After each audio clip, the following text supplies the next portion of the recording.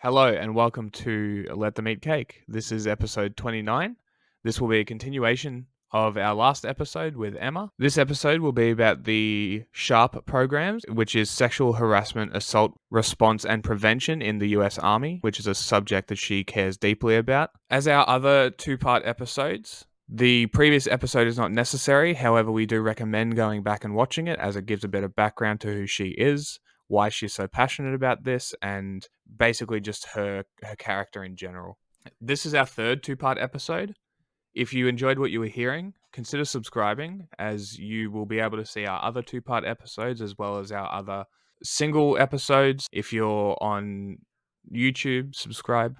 If you're on Spotify or Apple Podcasts, consider rating us or giving us feedback. There's generally polls at the bottom of each of the Spotifys, so vote in the polls too, and we'll adjust our performance accordingly. All of this helps us considerably as we are a completely independent project. We have no feedback, so your feedback is what we want. And it also assists with our growth and helping people connect with what we're saying more. Hope you enjoy the show. We have a weapon more powerful than the British Empire, and that weapon is our refusal to bow to any order but our own, any institution but our own.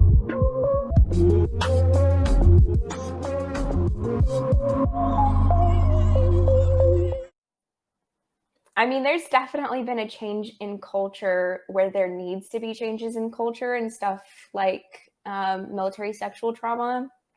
Yeah, I saw you have posted about that a few times. Yeah, which is a whole other shenanigan that happened on top of everything else. But yeah, I think that there's still that kind of raunchy culture in the military, and there always will be. And I don't care about it as long as it's not directed at me.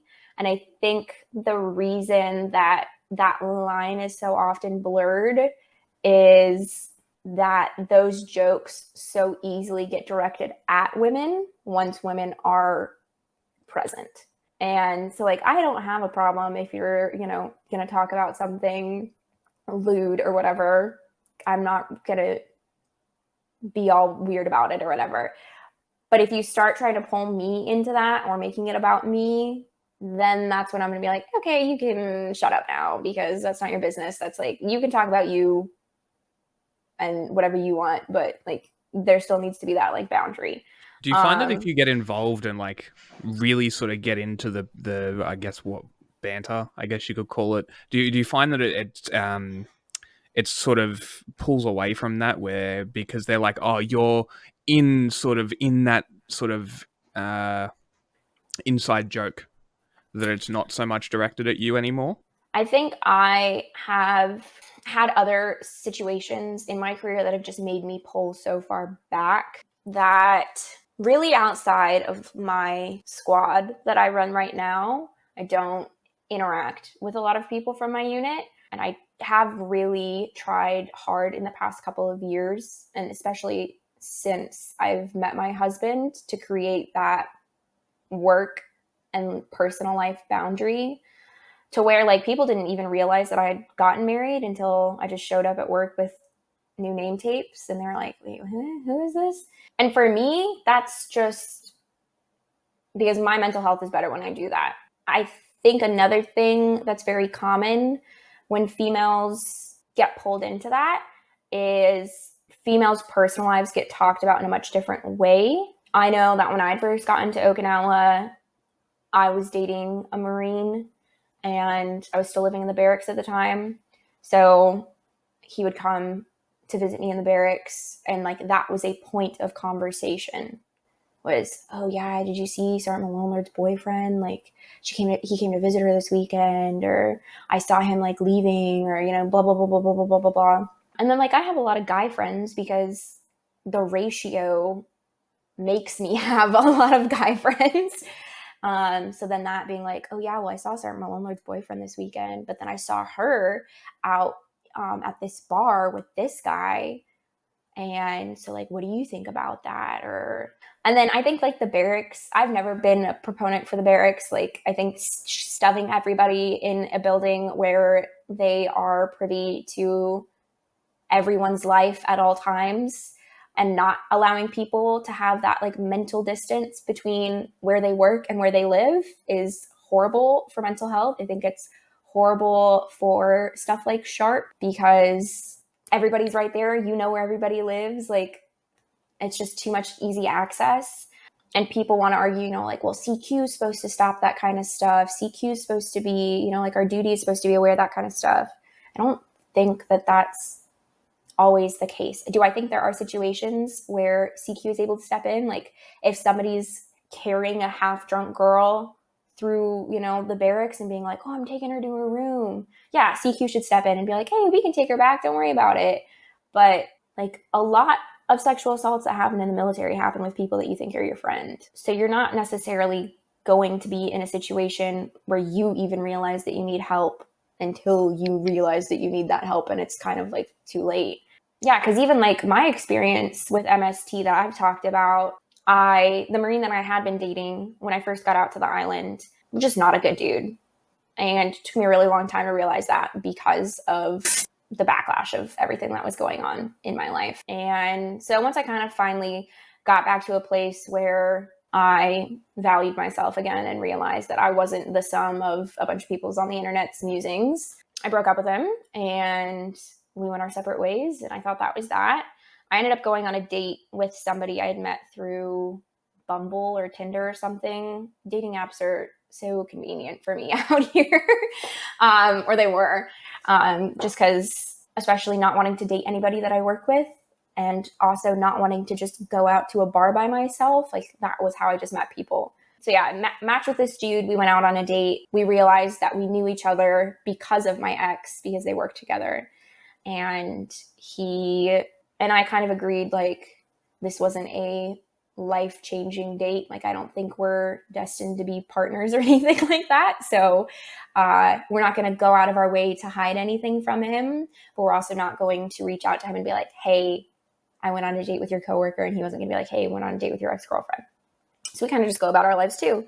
And he finds out, my ex finds out about it through some, you know, spider web of communication, because that's what all of the military is. It's just a gossip tree. And sends me this message saying that he thought I was like a better woman than that. And if I really want to whore myself out to his friends, that he'd make it easier, and that he had all of these pictures of me that he had never deleted, and he was going to send them to all of his friends so they could see what their options were. So I reported that shit immediately because... That's a crime, so... Yeah. Yes. Fun fact, though, and this is where a whole other part of my advocacy has taken off and where like a lot of my more recent stuff on Twitter has come from. The Marine Corps needs stuff like that to be reported to them very specifically, and the Army doesn't know those specifications because we're not the same branch. So we reported it as a crime, but that's not a crime in the Marine Corps. It has to be reported through PAC, which is like a personnel, I forget what the acronym actually stands for, but it's basically PAC covers sexual harassment and EO. And we didn't report it through that. We reported it to the police. And because of that, the police did an investigation because it was still a threat. But at the end of the day, the Marine Corps places burden of proof for sextortion on the survivor and not the perpetrator. So in the Army, they would take his phone and they would, you know, do a forensic scrub on it to see, like, was anything sent? They obviously can't tell if he, like, just turned his phone around and was like, look at this, but to see if anything was sent to anybody. And the Marine Corps goes, well, how do you know he did it? I'm like, well, he threatened that he was going to do it. Okay, well, did he?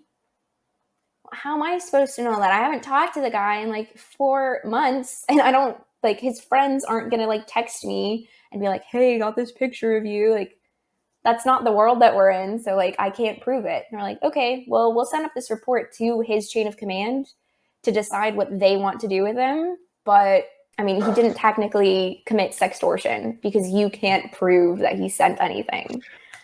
I feel like that's a pretty massive hole Yeah. in this whole thing. I feel like there should be an overarching branch that deals with this as a general rule, not the individual branches. Yeah, because cross branch Yeah. stuff like that happens all the time. Like sexual assault and sexual harassment don't just happen. Like we always talk about like green on green violence or whatever, and that doesn't take into account that there's different shades of green. And that like disconnect that the DoD has as a whole causes more issues for people at the lowest level than is really talked about or realized.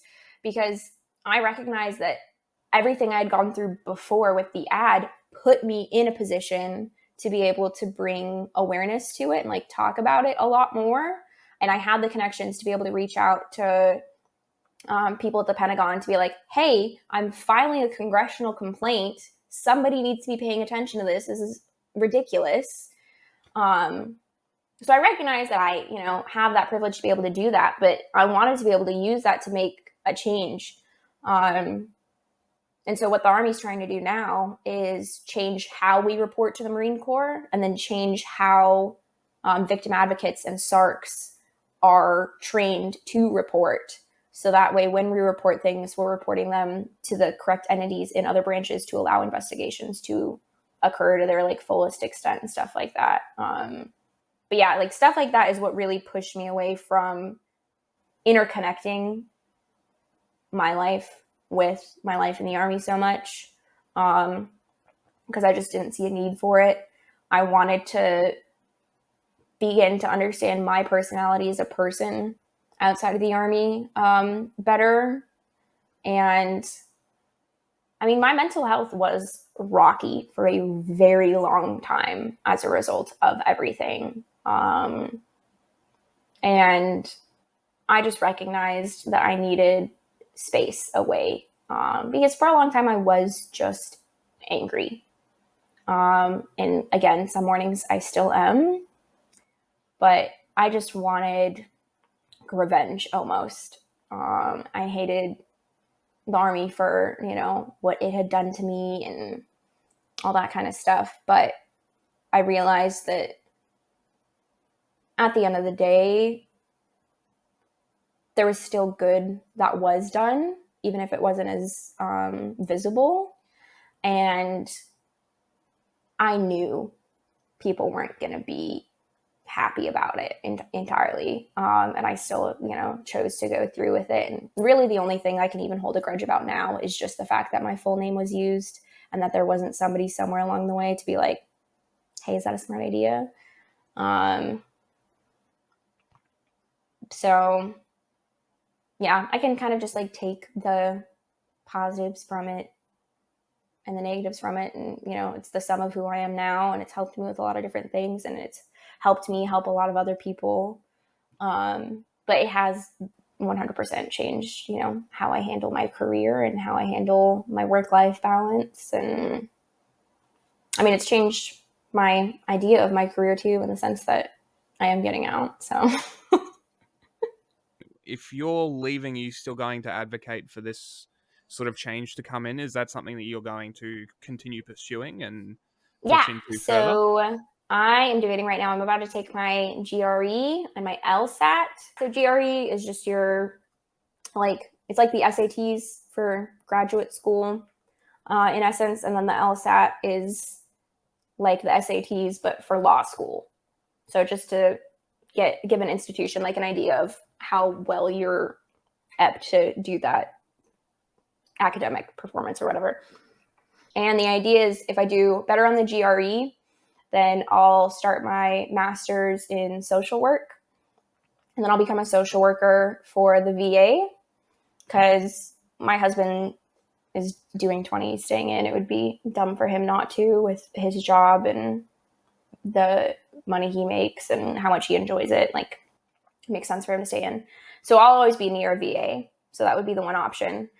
If I do better on the LSATs, then I will go to law school, get my Juris Doctorate, and become an attorney. I'd love to work in social advocacy, veteran advocacy, stuff like that. I've toyed around with the idea of commissioning back in either one of those fields, but I think that for the time being, to gain some of the closure that I still need and some of the space that I need to kind of fully be at the point that I want to be, I just need a break for a little bit. Well, and I was going to say also, just doing what you want to do would probably be better to do it from the outside than trying to change something from the inside. Yeah. So the double-edged coin with that is, if I do it from the outside, I can affect, hopefully, ideas and policies that the Army has as a whole, to help make change from a higher level or a larger scale. Obviously, that takes a lot of time and networking and all that sort of stuff, but the idea would be change at a higher level. The reason that I would want to commission is because of the individual help that would, bring forward, that I would be able to either be that behavioral health officer that, can see patients as a social worker, or that attorney that can talk a soldier through their options in moving forward with like a court martial, because that's another part of MST that isn't talked about a lot, is like the actual adjudication process for that, and how, traumatizing that process can be, and that having a support system there for you during that is important. I'd love to be that support system and make sure that the way that the Army handles perpetrators of MST are dealt with in a serious way, because I think sometimes people fall through the cracks. So there's benefits to both, because it just kind of depends on what the day that it is. If I want to help, if I feel more inclined to come back into the great Army machine and but be able to help individuals more often, or have a little bit more freedom. And Well, it certainly sounds like you're on your way, and it certainly sounds like, despite all the negatives, it's ultimately been beneficial, yeah, which is great. That's really good to see, because there was, could have gone either way. Yeah, I think the mindset that I've just kept throughout it all is to try to stay positive, try to see the benefits. Because it definitely hasn't all been just a bunch of good days. There's definitely been times where I've been just pissed off and didn't want to talk to anybody, and so angry at like the choice that I had made to even do that in the first place. But the Army as a whole has allowed me to live all over. It's allowed me to be in Okinawa, where I've met my husband and have this, pretty amazing life that I have out here. I don't know a lot of 25-year-olds that own a house by the ocean. So that's pretty sweet. But yeah, I think it's been a place for me to learn from. A learning experience. I couldn't think of the wording, but yeah, it's been a big learning experience. And it's helped me in other ways that I didn't even realize, with soldier advocacy. And do you think that the Army should be better at prosecuting these things than real life is? Because these things often fall through the cracks in just regular civilian life as well.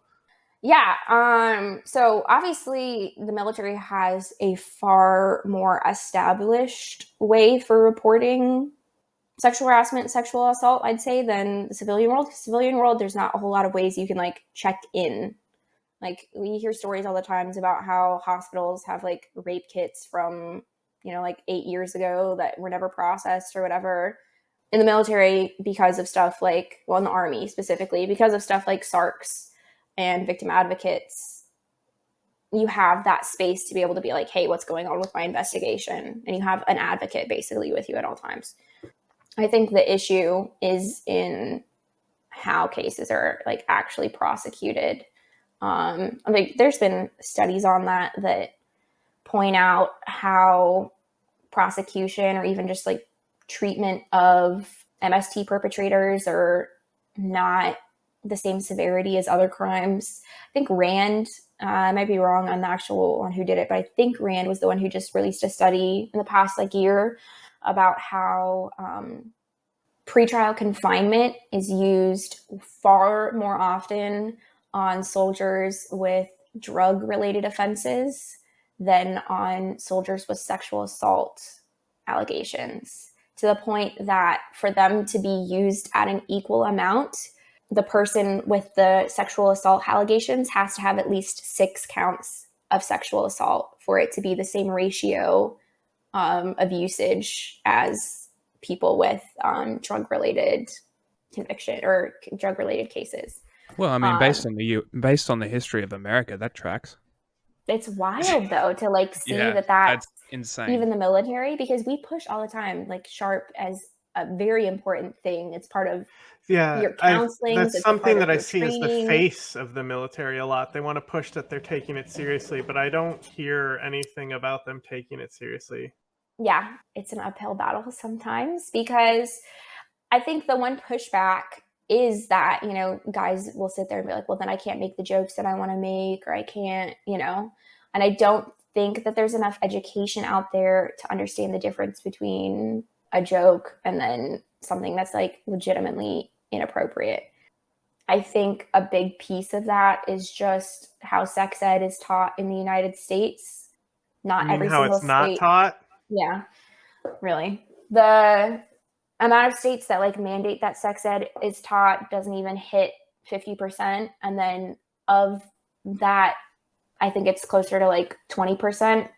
4 states don't state that the sex ed that's taught has to be medically accurate, which means that there's 4 states where you can potentially be learning things that aren't true. It's all Christian stuff telling them that I went to it's Catholic just school, and I ridiculous stuff. think my sex ed was okay. It was like, I mean, basically it was all like, here's the STDs that you can catch, and it was heavily focused on drugs. But I don't remember anything being like too bad.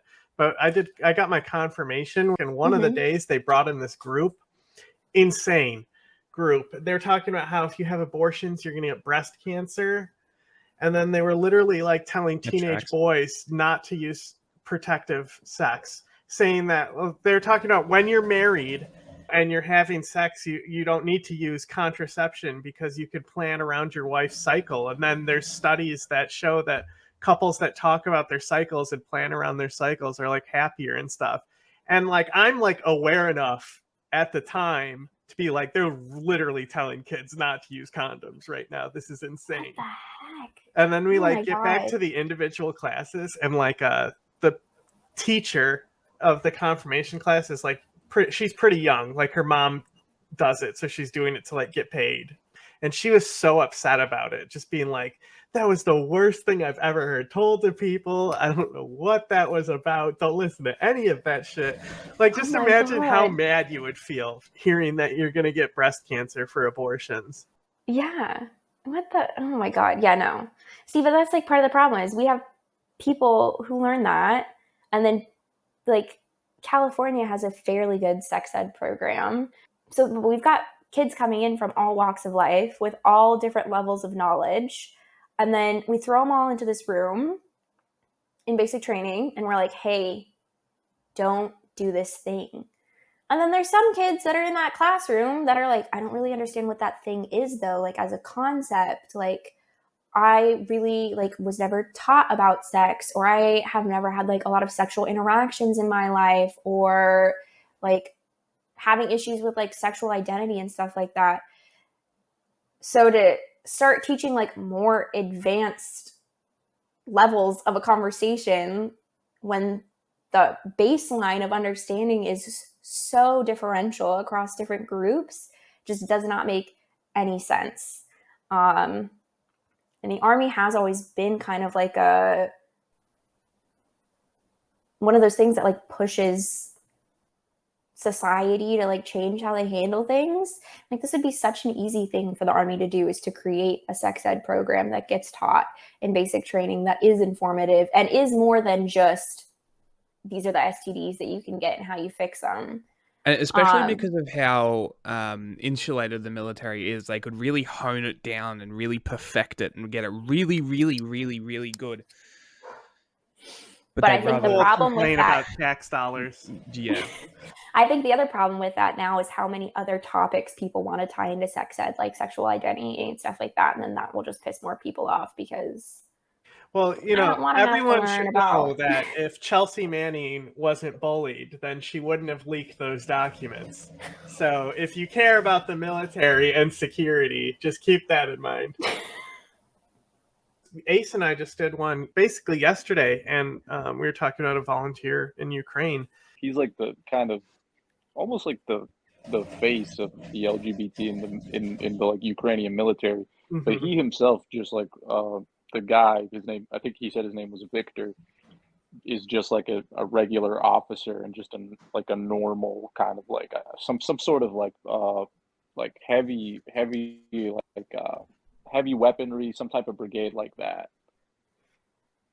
I don't know what the exact term is, but yeah, it's pretty interesting. Like he was saying that he's done a lot to kind of get the Ukrainian culture to be more accepting of LGBT people, just through his media appearances and just through his work with like the individual soldiers around him.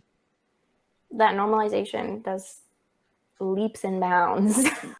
So I think like a lot of the times there's just a big disconnect between the tagline that the Army will push out at the highest level and then how individuals are handled and then whatever is in between. I don't even really know if you can define what is in between that, but it's like the Army will push out how important, like SHARP is and how important resources are and SARCs and VAs and reporting, all that sort of stuff, like how important all that is.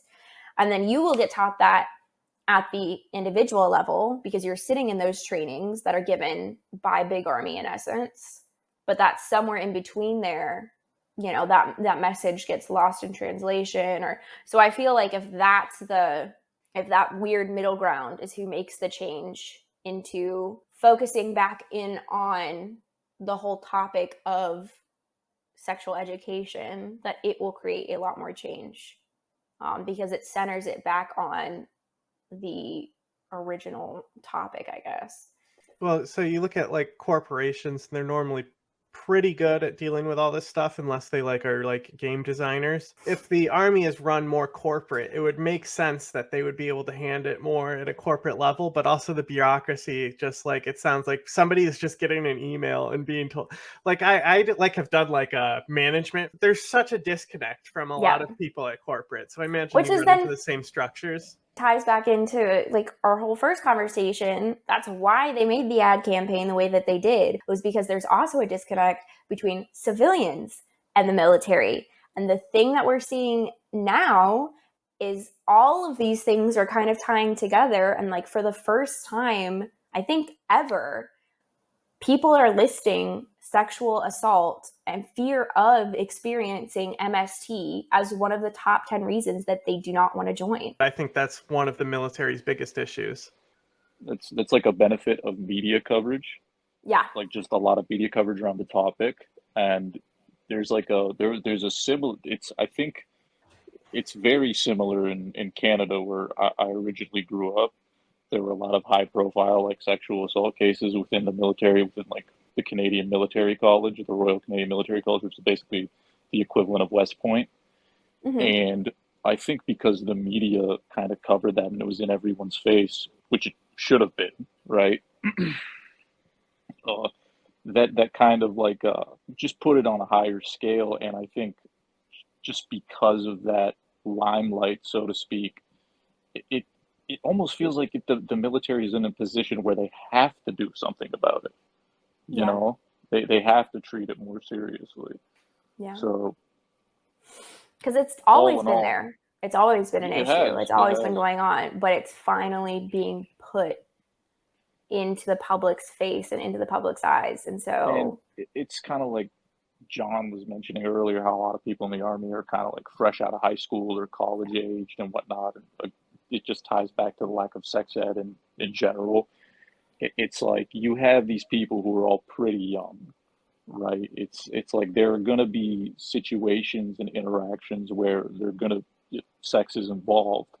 And if people aren't informed on things like just things that would be covered in basic sex ed, like consent, as we all know, is just because of the kind of stressful schedule that the military has, people in the military they drink a lot of energy drinks, they smoke a lot of cigarettes, they chew a lot of tobacco, and they drink a lot of alcohol. And so that just kind of all just ties back into it, where it's like, you would think this would be common sense. Like, okay, you're like 19, you're in the military, we should probably sit down and have like a 1 to 2 hour talk about like, okay, substance use, sexual education, how substance use and sex interact. It just kind of Yeah. seems like something. I think John or Jack or all three of you kind of touched on this earlier, where it was like, it seems like the military has to take things like this more seriously, because it is like a large scale institution, and it is a very well funded institution. And if anything, it seems like it's a more like intelligent institution almost, where it's like everybody has to be, not to make a pun, but be sharp. We know the military is big on professionalism.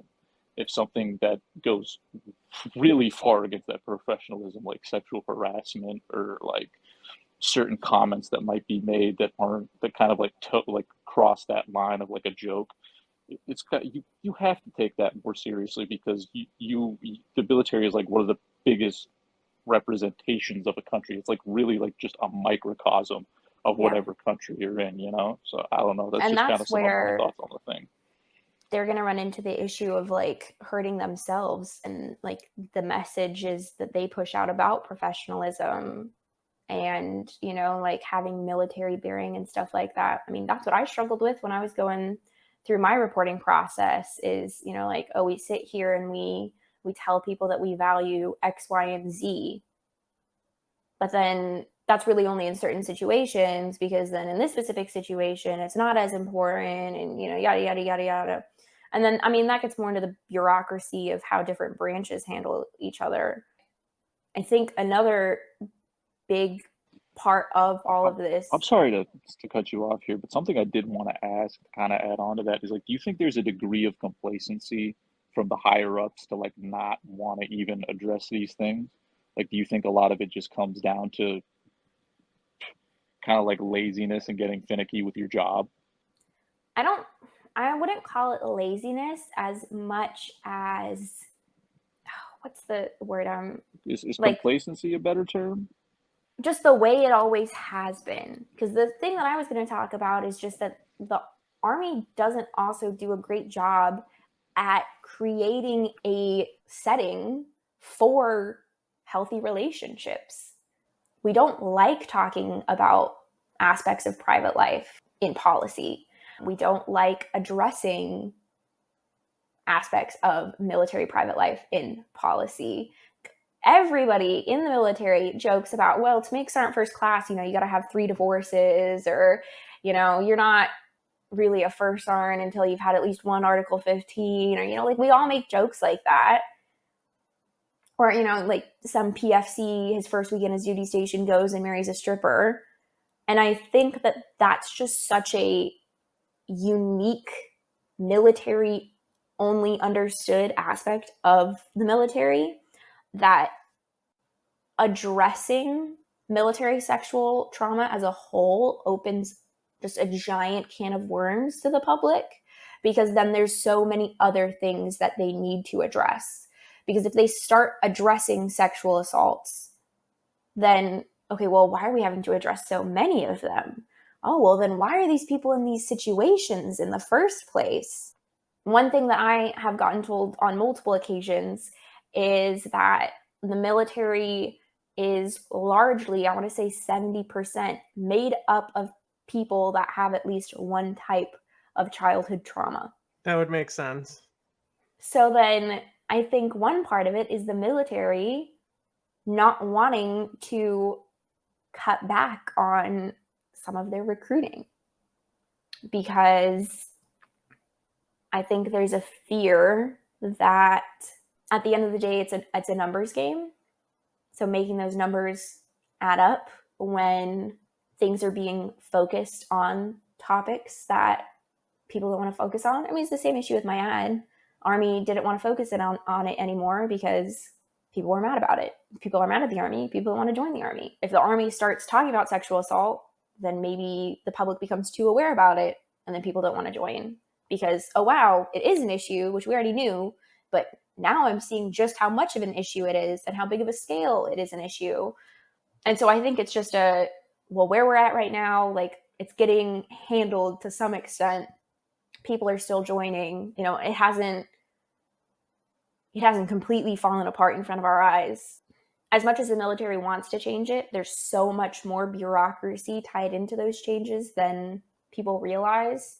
The Vanessa Guillen documentary does a pretty good job into talking about like how much political advocacy has to happen for the military to see change. So is there definitely room for like leadership to change how cases currently are handled, or like how seriously they're taken, how seriously punishment is given out? Sometimes you're kind of withheld to like certain boundaries. Like if you're an E7 in the Army, it takes like a congressional act to demote you. So usually if you're an E7 or if you're super close to retirement, they're still going to let you retire despite whatever crime might come out. But in order to get SHARP handled the way a lot of people want it handled, which is just outside of the Army as a whole, there's so much politically that needs to happen that I sadly do not think will happen, because too many congressmen and congresswomen will argue that it takes away from the authority of commanders to take SHARP outside of the military, which was the whole argument that was put forth when the changes proposed by Vanessa Guillen's family were put out, that it shouldn't be up to your commander to decide what happens with you. It should be up to somebody else. And people are like, well, that takes away from the whole idea of the military, which is that your commander has like complete authority. And it eventually went through, obviously, but I think taking it out of the Army completely is such a longer and harder road that I'd like to hope someday it happens, but we'll see. Israel has a serious problem with this, and they also have a huge, female unit in there. It's actually like kind of in you could say like Israeli political and social circles, sexual assault is one of the main arguments against continuing conscription. Mm-hmm. That's one of their like the main arguments against it. That and the fact that they believe at this point in time it's kind of like an outdated institution, the conscription, in which it's like they have enough people who are just professional soldiers that they don't need to continue conscripting everyone. One of the big points of debate is the sexual assault, where they're like, well, we can't just continue this, because like if this is how people are being introduced, like our young people are being introduced into the world, is through like the military, which seems to have just like the military seems to have like just a toxic culture almost everywhere, which I don't know if that's something inherent to the military. It just like comes with the business and the institution, or if it's just bad like organization for human nature or whatever. But that's kind of one of their main reasons, is like trying to introduce these people, all these different types of people into the military at once, all when they're around the same age, usually leads to a lot of just bad social situations and almost kind of like a collective, like nationwide psyche that just kind of fucks up the whole country. Yeah. And sexual assault is a huge part of that. Well, because you look at like the people, for obviously not in places that have conscription, but like for the United States, if you look at the demographics of people who are joining and the ages that they're joining and their backgrounds, especially the enlisted population, because that obviously, makes up the greater population of the Army. You're not having like Harvard educated, like these insanely smart savants with tons of life and social experience joining. And that's not to say that like that's what you need to be smart and successful. But for a lot of kids, the military is a way out of the place that they're at. And it's great that the military exists for that purpose, to be able to help people, find more success in life and to get away from situations that aren't safe or aren't conducive, having a good quality of life. But I think a combination of the fact that a lot of people join at 18 straight out of high school. A lot of people join where this is their first job. A lot of people join where they've never lived away from home. A lot of people join where they suddenly have free range for the most part to access to alcohol, who don't have good sex education, who, you combine all these different things and then you throw them in situations where they're just supposed to rely on each other to get through like hardship or whatever. There's so many cracks for negative things to come in and just break the entire system apart. Because I've seen units and people in the military who are like, this is the greatest thing I ever did. I love this. Like, and that's not to say that they don't know what they're talking about and like, oh, they're crazy. How could they like this? This is horrible. There's people who are genuinely good leaders who run good organizations within the Army and who produce high morale, high energy, like units that are happy to serve, that are willing to deal with the hardships when they come, but know that they're supported, know that they can be successful, know that they're valued, know all those different things. And I think the toxicity that comes in, it can be common, I think, in certain branches within the Army, but I think a big part of that is like individual leadership. How do you handle issues where that camaraderie has been broken apart, which is, what happens when MST happens, like that breaks apart camaraderie, that breaks apart people's ability to trust each other. And I think it's also just some of the stuff you're saying, if you think about it, it's some of the same problems people face when going to college. And where else is sexual assault a huge problem? College, in dorms, and that's when you have the alcohol and all that stuff, and it happens there too. And a lot of times universities do protect people. There's that one famous kid who was like a swimmer or something. And Brock Turner. Yeah. Yeah. And there seems to be this like culture throughout the United States, like military and civilian, that is in this idea of like, oh, well, it's a mistake that a kid made, not realizing like the far reaching repercussions of that mentally. Because I haven't seen too many studies done about it, but I would be willing to bet, I want to say in the civilian world, the amount of women who face sexual harassment is something like 98% or something like that. Because I remember there being like a huge thing on Twitter a couple months ago where everybody was like, really only 2% of the world is safe. Like, that's insane, blah, blah, blah, blah. I just remember seeing a bunch of stuff about it. So I might be wrong. But I wouldn't be surprised if the military is the exact same, if not more. And like what that does to you, because for a lot of people, there's not an escape from that. I don't want to say there's an escape from it in college, but you don't go to college for 20 years. You go to college for 4 years, maybe 5 years, But if you are in a situation where you, for whatever reason, need to keep serving or just choose to keep serving, you can do a lot to your mental health to realize like, okay, well, I'm kind of just going to keep being in this organization where, I'm prone for X, Y, and Z to happen to me, and I don't really know what I can do about it. And I just kind of have to hope that whatever place I'm in, handles it well. And that I do get the support that I need. And because even like my situation, I would have never been worried about, like somebody I experienced MST with like being handled in the proper way or me being handled in the proper way. That was never a fear of mine because my unit is supportive. My unit is very proactive. My unit does do a lot to, support survivors and stuff like that. But that didn't even matter because a different unit that I've had zero interaction with isn't that way.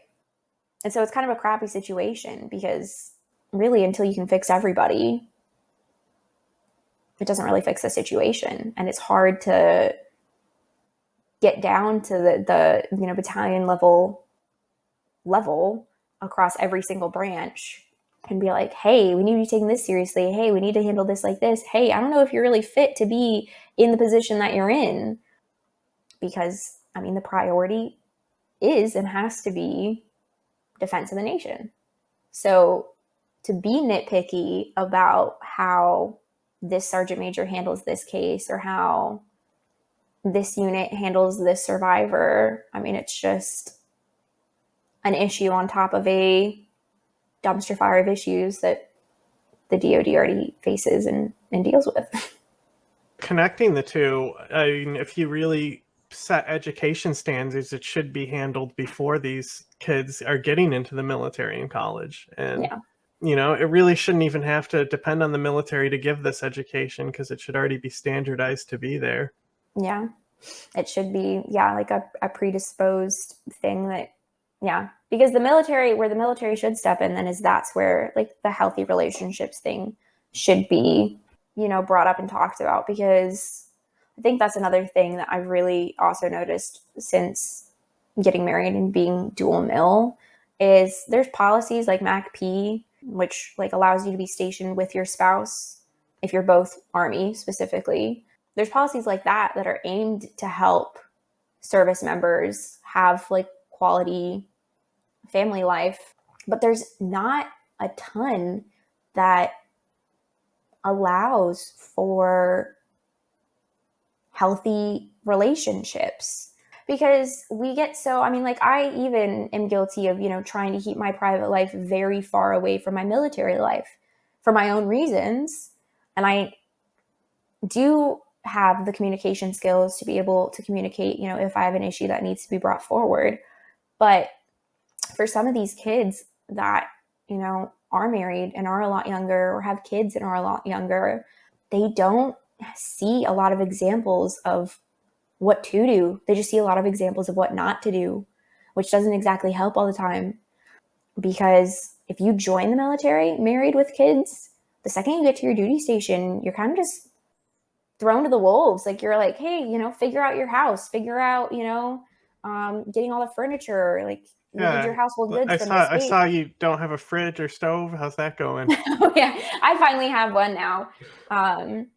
But yeah, like even in my marriage, like Josh is my best friend in the entire world, but we got married and 2 weeks later, he started a deployment that he still is not back from. So even though we have a healthy relationship, that on its own creates, I don't even want to call it an issue, but a barrier that, is not healthy. Because if it were healthy, then civilian couples would take trips away from their spouse for extended periods of time. But nobody's going to volunteer to do that because it's not good for the relationship. You can make it through it, but it's so rare. That's why you see so many people going through divorces or struggling on deployments, and like that support aspect is rough. And I think it's because like sex and personal life has always been very taboo for the military. You have like the Hyde Amendment, which prevents talking about abortion on federal installations.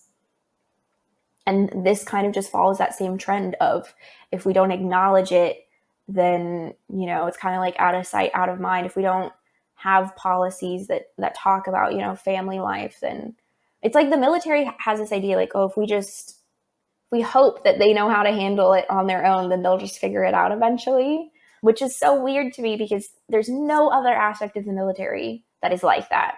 The military will tell you how to cut your nails, cut your hair, tie your shoes, mow your lawn if you live on base.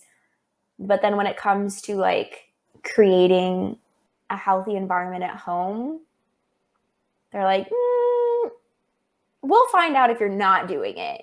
Because if Speaking about that, what about like domestic abuse and stuff like that? Yeah, like if there's domestic violence going on, then we'll figure out about it, and then we'll put you into like FAP, the Family Advocacy Program.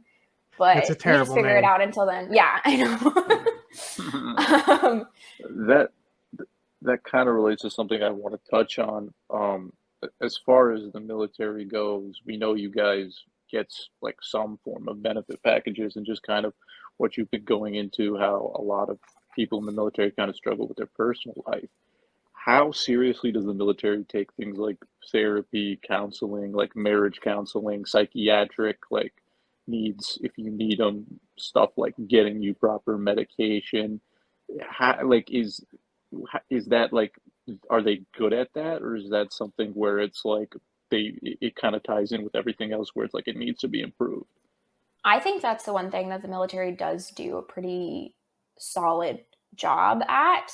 Again, this is based really with my experiences in my units, but I mean, even really, that's ingrained in policy too. If you schedule a behavioral health appointment and somebody keeps you from going to that behavioral health appointment, that person gets chewed out to high heaven They get about pee-pee why they whacked. did that. It's like something that they have tried to change and make more seriously. The issue with that is that the supply doesn't always equal the need. People wait an insane amount of time to actually be able to see a provider. And sometimes providers are stretched super thin. But I think there is a lot more support, and that culture has changed a lot in supporting mental health. And it's not like as much of a taboo thing as it used to be. And again, I'm sure like in combat units, it's a lot different. But even in the changes that I've seen in my service, there's been a big change from how behavioral health is handled, how much access you have to it, how many questions can be asked about it, and all that kind of stuff. Another thing I kind of wanted to get you to like kind of expand on a little more, because we did touch up on it, and it kind of ties back to what we were saying about colleges and the dorms, which, having been to college myself and being in college, I think dorms are an insane idea, but that's a completely different topic. But this kind of relates to that. You talked about how the barracks setup is really just kind of like, I guess you could say a little bit unnecessary or not ideal. And Mm-hmm. again, I have friends who've been in the military. Some of them were in the military like 20 years ago, and a lot of them say like, when you really think about it, the barracks doesn't make a whole lot of sense in a lot of situations.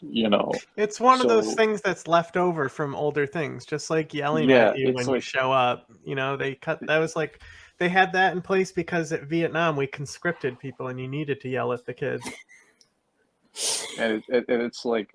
yeah, sure, in certain situations, maybe in basic training, it might make sense, Yeah. but I feel like kind of you like taking out the barracks where it doesn't need to be would kind of go a bit of a ways to just mitigate this problem a little bit. I just kind of want to get your thoughts on that, the whole barracks setup, and like, is it Yeah. outdated? Is it have So benefits, etc.? it's kind of like a double-edged sword, because if you're talking about, again, how the military doesn't try to help people like set healthy habits when it comes to personal lives. I mean, you kind of get into this like never-ending loop of Cycle.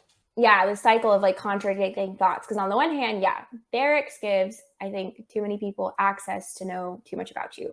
In most cases, like you'll have a tag on the front of your door that has your name, your number, who your leadership is, who that person's number is. I think that's way too much access to information. I think it causes other issues, defects. I hate DFAC food. I have refused to eat at the DFAC. Even when I wasn't getting BAS, I would just go to the commissary and buy groceries for myself because it just wasn't what I wanted. What is DFAC? The dining facilities, all the yummy, yummy military food. Dining hall. Yeah.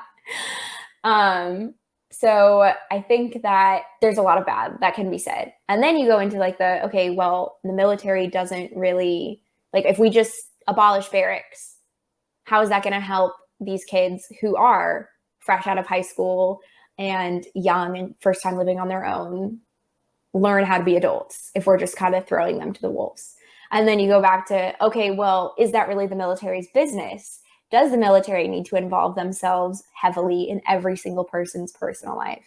Because then how do you pick apart like okay, you're 30 and you're joining, but you've never lived anywhere from home. So you need this like extra little bit of help. You're 18, but you got kicked out when you were 16. So you already know how to deal with this. Okay, you're 28, but you went to college and had life experience. So even though you're younger than this person who doesn't have as much, then you don't have to, have the Army check in on you with this, that, and the other. So it's rough because like there's a lot of policies that go into the barracks, like visiting hours, alcohol amount policies. Like out here, our soldiers can only have like 1 bottle of liquor and a 6-pack of beer in their fridge at a time. I might be wrong on that, but it's around that amount. I'm just going to say that seems pretty reasonable. The only downside to that I see is buying in bulk is generally cheaper.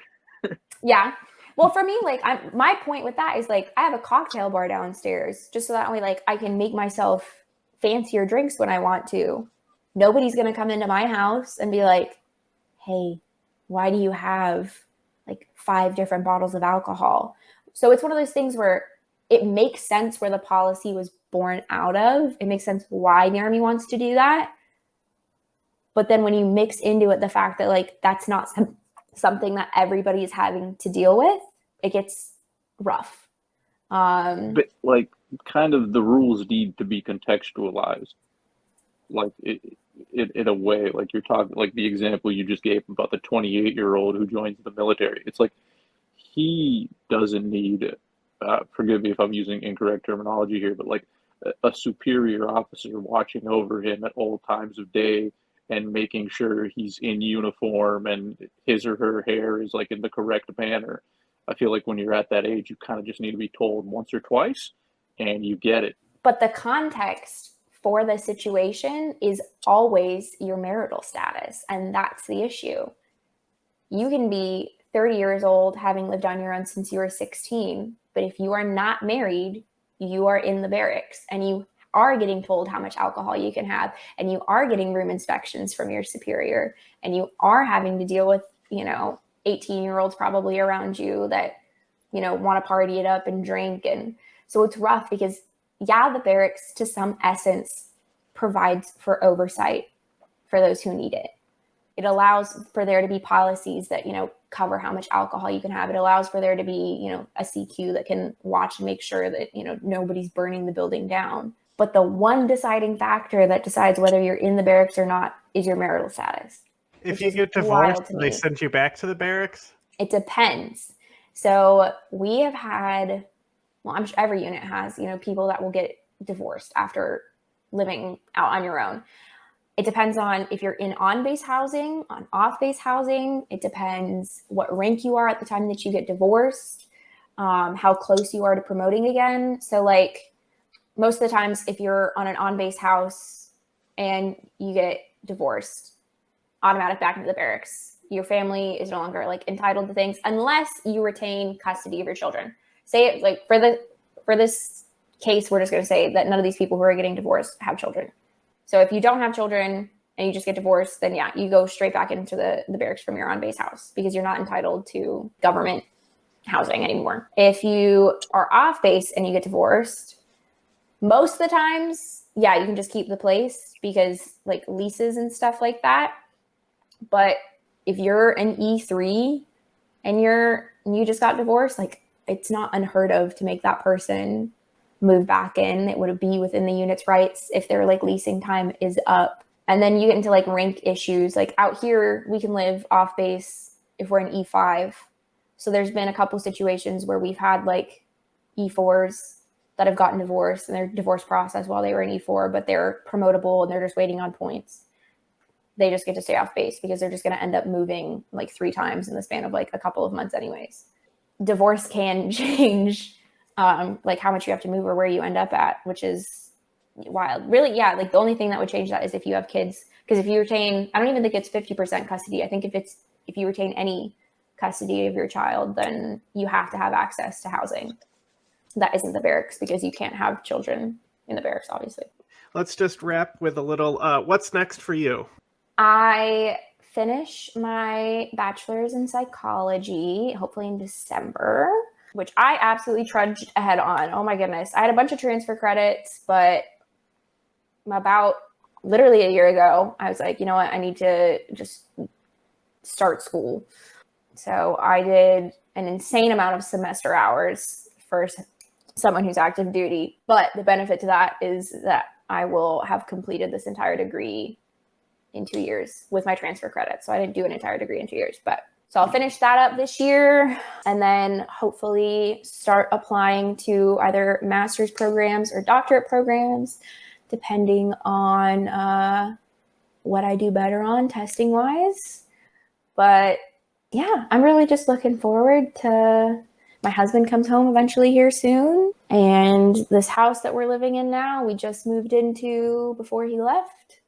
So I'm excited to just get to enjoy a little bit more of normal life when he comes home. And that non-military side that is benefited by the military. Because I definitely would not be... You make it sound very, very normal.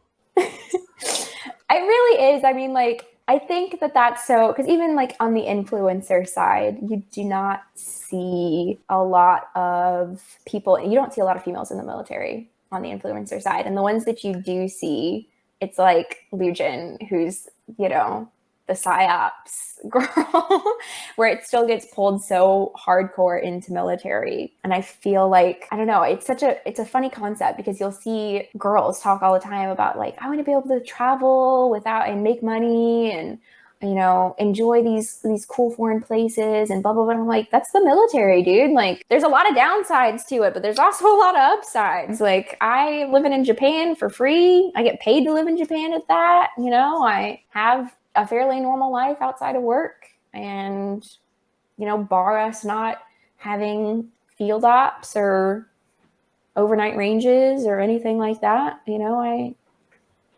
get to enjoy. I get to eat Chili's, you know? I'm going to end it there.